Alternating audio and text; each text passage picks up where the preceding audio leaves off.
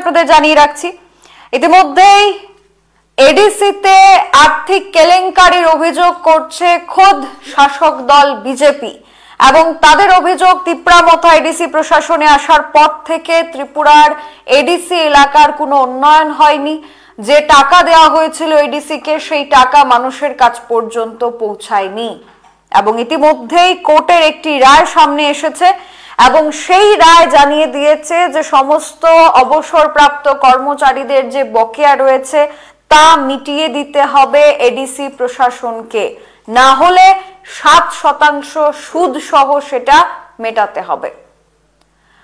একদিকে যখন একই জোটে থাকা মথা বিজেপির দ্বন্দ্ব চলছে, সেই সময় দাঁড়িয়ে সেই দ্বন্দ্বের আরো একটা রূপ আমরা দেখতে পেলাম, যেখানে একেবারে সাংবাদিক সম্মেলন করে তথ্য প্রমাণ সহ এডিসি প্রশাসনকে বেনাকাব করছে বিজেপি এবং সেখানে অভিযোগ উঠেছিল বিজেপির পক্ষ থেকে যে আর্থিক নয়ছয় হচ্ছে, আর্থিক কেলেঙ্কারি হচ্ছে, এডিসি প্রশাসন কেলেঙ্কারি করছে। এডিসিতে ক্ষমতায় আসার প্রায় 5 বছর হতে যাচ্ছে, এখনো কোনো উন্নয়নমূলক কাজ হয়নি। রাজ্য সরকার যে টাকা দিয়েছিল সে টাকা মানুষের কাছ পর্যন্ত পৌঁছায়নি এবং তারপর আজ একটি রায় সামনে এসেছে এবং সেই রায় কি বলছে বিস্তারিত আপনাদের জানাবো। আপনারা আমাদের এই আলোচনায় অংশগ্রহণ করতে পারেন, তার জন্য অবশ্যই স্ক্রিনে দেওয়া নম্বরে যোগাযোগ করে আপনারা আপনাদের মন্তব্য জানাতে পারেন। তাছাড়াও কমেন্ট সেকশনে আপনারা আপনাদের মন্তব্য তুলে ধরতে পারেন। প্রথমে আমরা চলে যাব, আপনাদের দেখাবো ইতিমধ্যে যিনি অভিযোগ করেছিলেন অর্থাৎ জনজাতি মোর্চার নেতা তথা প্রাক্তন সাংসদ, বিজেপির প্রাক্তন সাংসদ রেবতী ত্রিপুরা, তিনি ওনার সামাজিক মাধ্যমে এই বিষয় নিয়ে এর আগে অনেক বিষয় তথ্য প্রমাণ তিনি তুলে ধরেছিলেন। এর আগে তিনি সাংবাদিক সম্মেলন করে বিজেপির তরফ থেকে অভিযোগ জানিয়েছিলেন এবং অডিটের দাবি তিনি জানিয়েছিলেন যে এডিসিতে আর্থিক নয়ছয় হচ্ছে এবং আজকে আপনাদের এই মুহূর্তে আমরা দেখানোর চেষ্টা করব যে তিনি ওনার সামাজিক মাধ্যমে লিখেছেন যে এই গোটা যে অভিযোগটা ওনার পক্ষ থেকে করা হয়েছে সেই অভিযোগে অনেকটাই সত্যতা রয়েছে। আমরা দেখাবো ওনার সেই সামাজিক মাধ্যমের সেই পোস্ট, তিনি কি লিখেছেন। তিনি লিখেছেন, ত্রিপুরা উচ্চ আদালত TTAADC Tripura tribal areas autonomous district কাউন্সিলের বিরুদ্ধে দায়ের হওয়া 3টি রিট পিটিশনে গুরুত্বপূর্ণ রায় দিয়েছে এবং সেই রায় জানিয়ে দেওয়া হয়েছে, হাইকোর্ট জানিয়ে দিয়েছে যে অবসরপ্রাপ্ত কর্মচারী এডিসি প্রশাসনের অন্তর্গত যে সকল অবসরপ্রাপ্ত কর্মচারী রয়েছেন তাদের সকলের বকেয়া প্রাপ্য 3 মাসের মধ্যে পরিশোধ করে দিতে হবে। এর মধ্যে gratuity, leave, encashment, pension, GPF, সুদ সহ অন্যান্য সব অবসর পরবর্তী সুবিধা রয়েছে, সেগুলি তাদেরকে দিতে হবে এবং যদি 3 মাসের মধ্যে এটা পরিশোধিত না হয়, পরিশোধন করে দেওয়া না হয়, তাহলে 7% সুদ দেওয়ার নির্দেশ দিয়েছে আদালত। তাছাড়াও একক বেঞ্চের বিচারপতি এস দত্ত পুরকায়স্থ জানিয়েছেন, বহু বছর ধরে আইন সত্ত্বেও প্রাপ্য টাকা না দেওয়া সেটা অত্যন্ত দুঃখজনক বিষয়। অবসরপ্রাপ্ত কর্মীদের বৈধ অধিকার রয়েছে, বছরের পর বছর তাদের টাকা আটকে রাখা হয়েছে। আদালতের আদেশ অনুযায়ী TTADC কে নির্দিষ্ট সময়ের মধ্যে সকল বকেয়া পরিশোধ করতে হবে এবং তিনি এটাও অভিযোগ করেছেন যে এডিসির তহবিল অন্যান্য কাজে ব্যবহার করা হচ্ছে। এডিসির যে তহবিল সেই টাকাটাকে অন্যভাবে অপচয় করা হচ্ছে। কিভাবে অপচয় করা হচ্ছে? রেবতী ত্রিপুরা প্রাক্তন বিজেপির সাংসদ তথা বর্তমান জনজাতি মোর্চার নেতা, তিনি অভিযোগ করছেন যে এডিসির টাকা, জনগণের টাকা, সেটা বিদেশ ভ্রমণের জন্য, বিনোদনমূলক আয়োজনের জন্য, বিদেশ ভ্রমণের জন্য, বিলাসবহুল গাড়ি কেনার জন্য নাকি ব্যবহার করা হচ্ছে। তো এডিসি প্রশাসনে তো রয়েছে মথা, তাহলে কি তিনি মথা সুপ্রিমো প্রদ্যুৎ কিশোর দেববর্মনকে উদ্দেশ্য করে অভিযোগ করেছেন যে প্রদ্যুৎ কিশোর দেববর্মন এডিসি প্রশাসনের টাকা বা এডিসিতে মানুষের টাকা, জনগণের টাকা ব্যবহার করছেন বিলাসবহুল গাড়ি কেনার জন্য, বিদেশ ভ্রমণ করার জন্য? তাহলে কি তিনি এই বড়সড় অভিযোগটা মথার বিরুদ্ধেই করলেন? তার কারণ এডিসি প্রশাসন কাদের? এডিসি প্রশাসন মথার। রাজ্যের সরকারে রয়েছে বিজেপি, মথা এবং IPFT। মথা আজ থেকে প্রায় 1-1.5 বছর আগে বিজেপির হাত ধরেছিল এবং এখন এডিসিতে কি হচ্ছে? তার কারণ সামনেই তো এডিসির নির্বাচন, তার কারণে সমস্ত যে ফোকাস নির্বাচনের আগে সমস্ত ফোকাস সমস্ত রাজনৈতিক দলের কিন্তু এডিসি। এবার যাই আলোচনা হচ্ছে, যাই পরামর্শ হচ্ছে, যাই সমালোচনা হচ্ছে, সবকিছু এডিসি কে নিয়েই হচ্ছে, যে এডিসির উন্নয়ন গত 5 বছরে কেন হয়নি। এবং এই অভিযোগগুলি আরো আগে জানালে হয়তো বা এডিসির আরো সমস্যার সমাধান হতো। তাহলে কি এতদিন ধরে মথা বিজেপি একসাথে ছিল বলেই এডিসিতে তিপ্রা মথা বারবার এই টাকার আর্থিক নয়ছয় করে কিংবা তিপ্রাসাদেরকে ঠকিয়ে বারবার এডিসি প্রশাসন তাদেরকে আইনের হাত থেকে বাঁচিয়ে রাখার চেষ্টা করা হয়েছে, বা সরকার সেই চেষ্টাটা কি করেছে তাহলে? এবং এখন যেটা দেখা যাচ্ছে যে যখন নির্বাচন দোরগড়ায় তখন বেরিয়ে আসছে বিভিন্ন অভিযোগ। যখন নির্বাচন দোরগড়ায় তখন মথার শরিক দল বিজেপি এই অভিযোগগুলি কিন্তু করছে। এই যে অভিযোগগুলি, যেখানে দাবি করা হয় যে এডিসির টাকা বা এডিসি তহবিলের টাকা ব্যবহার করা হচ্ছে বিদেশ ভ্রমণের জন্য, বিলাসবহুল গাড়ি কেনার জন্য এবং বিনোদনমূলক কাজের জন্য, এই টাকা কে ব্যবহার করছে?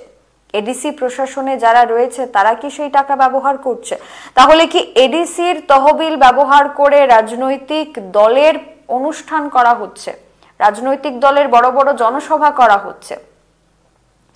তাহলে কি তিপ্রাসাদের উন্নয়নের নামে যে টাকা রাজ্য সরকার থেকে এসছে বা রাজ্যের বাজেটের যে অংশটা রাখা হয়েছে এডিসির জন্য, সেটা কি তাহলে অতিরিক্ত ভাবে অন্যান্য খাতে খরচ করার যে অভিযোগ বিজেপি করছে তার প্রমাণ কি বিজেপি তুলে ধরতে পারবে? তার কারণ এই যে মথার বিরুদ্ধে বিজেপি বর্তমানে অভিযোগ করছে, সেই মথার সাথে বিজেপি এখনো রাজ্য সরকারে একই সাথে বিধানসভায় একই পক্ষে কিন্তু তারা একে অপরের সাথে হাতে হাত মিলিয়ে কাজ করে চলেছে। তো এখানে মথা বিজেপির বিরোধিতা হওয়া রাজ্য বিধানসভায় সেটা সম্ভব নয়, তার কারণ তারা জোটে আছে। জোটে আছে থেকেও বড় কথা হচ্ছে যে মথা চুক্তিবদ্ধ, মথার হাত পা বাঁধা। কেন হাত পা বাঁধা? তার কারণ মথা ত্রিপুরা সরকার এবং ভারত সরকারের সাথে চুক্তিবদ্ধ হয়েছিল, এবং সেই চুক্তিটা ছিল ত্রিপাক্ষিক চুক্তি, ছিল ভারত সরকার, ত্রিপুরা সরকার এবং মথার মধ্যে। এবং এই চুক্তিতে সম্পূর্ণভাবে স্পষ্টভাবে লিখিত ছিল যে বিভিন্ন ইস্যু, যেমন সেটা ল্যান্ড রাইটস হোক, ল্যাঙ্গুয়েজ রাইটস হোক বা অন্যান্য তাদের দাবি ল্যান্ড রাইটস হোক, এই সমস্ত ইস্যুগুলিকে নিয়ে মথা কখনোই এই চুক্তিবদ্ধ অবস্থায় থেকে আন্দোলন করতে পারবে না। আর যদি আন্দোলন করে তাহলে চুক্তি ভেঙে যাবে বা চুক্তি লঙ্ঘন করা হবে। এর আগে বহুবার আন্দোলন চুক্তিবদ্ধ অবস্থায় থেকেও তিপ্রা মথা করেছে, কিন্তু এই চুক্তিবদ্ধ অবস্থায় থাকার কারণেই কি তারা আন্দোলন করতে পারছে না? এবার তিপ্রা মথা চারদিক থেকে হাত বাঁধা অবস্থায় চুক্তির কারণে।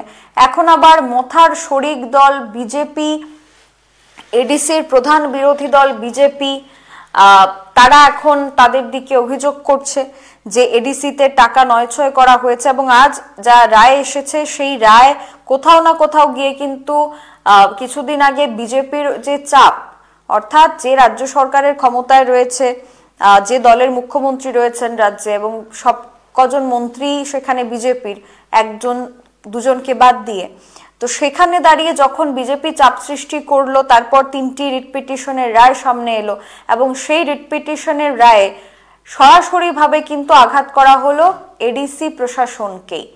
এডিসি প্রশাসনকে নির্দেশ দেওয়া হয়েছে, অর্ডার দেওয়া হয়েছে যে 3 মাসের মধ্যে বকেয়া টাকা যদি তারা পরিশোধ না করতে পারে তাহলে 7% ইন্টারেস্ট সহ সেটা পরিশোধ করতে হবে।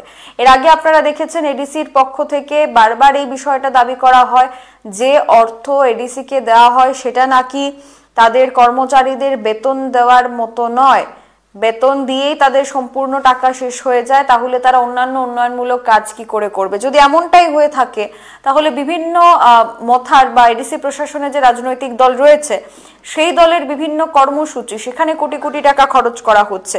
তারপর যে চুক্তি স্বাক্ষরিত করা হলো, সেই চুক্তি স্বাক্ষরিত করার সময় কেন প্রদ্যোৎ কিশোর দেববর্মন ডিরেক্ট ফান্ডিং এর বিষয় নিয়ে কোনো উল্লেখ করলেন না, বা সেই চুক্তিতে কেন ডিরেক্ট ফান্ডিং হওয়া বা এডিসিতে ফান্ডের অভাব রয়েছে, অর্থের অভাব রয়েছে, এই অসুবিধার কথা বা এই দাবির কথা কেন জানানো হলো না? ওনার দাবি শুধুমাত্র মৌখিক কেন?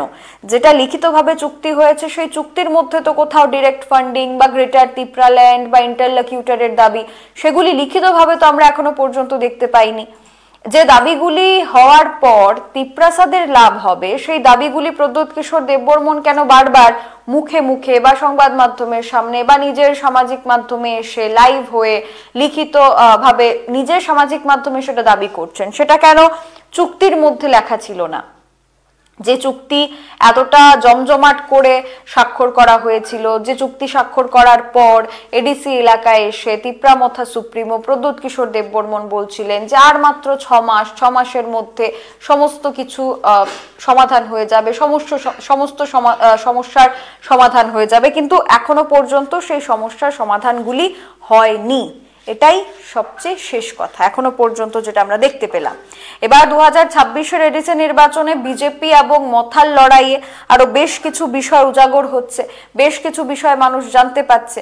যেমন আজকে যে ঘটনাটা সামনে এলো, যেখানে এডিসি প্রশাসনের উপর একটা অতিরিক্ত চাপ পড়েছে, 3 মাসের মধ্যে বকেয়া টাকা না দিতে পারলে এডিসি প্রশাসনকে 7% সুদে তাদেরকে এই টাকা ফেরত দিয়ে দিতে হবে, যে বঞ্চনার শিকার হয়েছে কর্মচারীরা, যে দুর্ভোগে পড়তে হয়েছে তাদেরকে। এবার টাকা নেই এই অভিযোগটা করা হয় মথার পক্ষ থেকে। বিজেপি দাবি করছে পর্যাপ্ত পরিমাণে টাকা দেওয়া হচ্ছে। তাহলে আসল সত্যি কোনটা? মথা যেটা বলছে সেটা সত্যি, নাকি বিজেপি যেটা দাবি করছে সেটা সত্যি? মানুষ কোনটাকে সত্যি হিসাবে মেনে নেবে? সত্যি এডিসির ফান্ডে টাকা নেই, সেই টাকা কোথায় গেল? এবং মথা যে অভিযোগ করছে যে রাজ্য সরকার থেকে টাকা দেওয়া হয়নি, তার সত্যতা কি? বা রাজ্য সরকার যে দাবি করছে মথা বা এডিসি প্রশাসনের টাকা খরচ হয়েছে বিলাসবহুল গাড়ি কিনতে, সেই গাড়ি কে কিনেছেন? কার জন্য গাড়ি কেনা হয়েছে? বিজেপি যে দাবি করছে এডিসি প্রশাসনের টাকা দিয়ে বিনোদনের আয়োজন করা হয়েছে, সেই বিনোদনটা কোথায় হয়েছে? কারা এই টাকাটা খরচ করেছে? কোনো ব্যক্তি নিশ্চয়ই টাকাটা খরচ করেছে। বিদেশ ভ্রমণ কে করছে? কে এডিসির টাকা দিয়ে বিদেশ ভ্রমণ করছে? এগুলি স্পষ্টভাবে মানুষকে জানানো প্রয়োজন, না হলে হয়তো দুদিক থেকেই মানুষ বিভ্রান্তির শিকার হবে। একদিকে যেমন অডিটের দাবি জানানো হচ্ছে, অন্যদিক থেকে আবার সংবাদ মাধ্যম হিসেবে, দায়িত্বশীল সংবাদ মাধ্যম হিসেবে আমরা তো এই প্রশ্নটা রাখতেই পারি যে তিপ্রাসারা কোনটা বিশ্বাস করবে? এডিসিতে টাকা আছে কি এডিসিতে টাকা নেই? রাজ্য সরকার টাকা দিয়েছে না রাজ্য সরকার টাকা দেয়নি?